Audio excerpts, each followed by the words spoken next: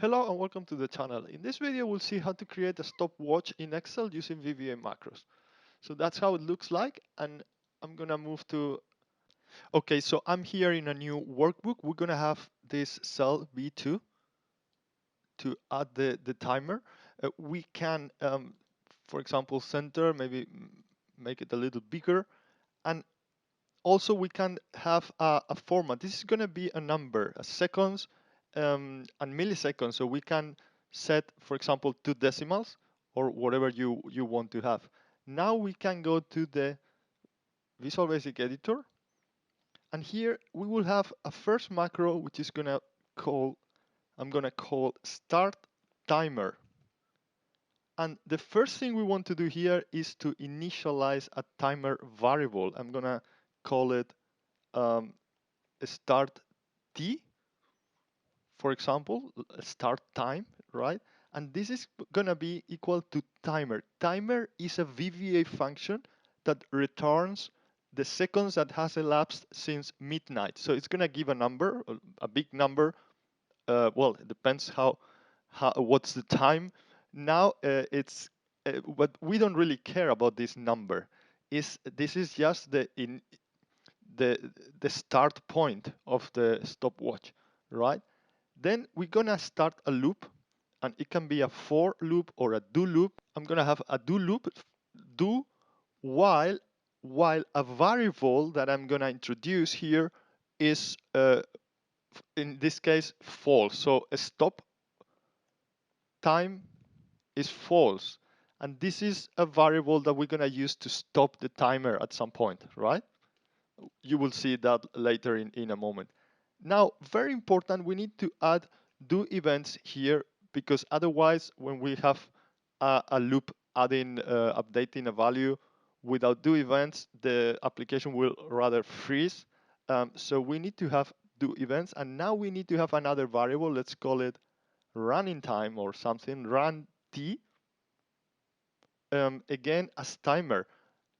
And this is again gonna give us the um, the time in seconds that has elapsed since midnight. So we're gonna now get the difference between runtime and start time, and this is what we're gonna add to our cell.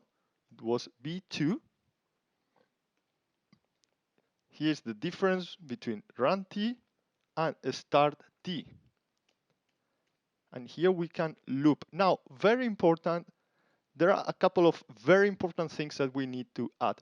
First of all, well, this is the variable we're going to use to stop the timer. So we're going to have another macro down here, sub stop timer. And here we're going to have stop time is true. When we click that button, we will add a button to start, and we will add another button to stop the timer. And now we need to declare this variable up here at module level, because it's used in two different macros, in two procedures. So stop time as Boolean. Well, we should also declare these other two variables, start t or start time and run time. And these are numerical variables with decimals. So we need to declare them as a single or a double. Run t as single as well. Okay, and now we can add buttons here to start the timer. So we will be calling start timer, and to stop the timer. So this one is calling a stop timer. Now when we click start, we have our timer in seconds and milliseconds with 2 decimals, because we have formatted that cell to have a number with 2 decimals. We stop and we can start again. Oh, it didn't start again because I missed one thing. We need to initialize the stop time variable each time we start the timer.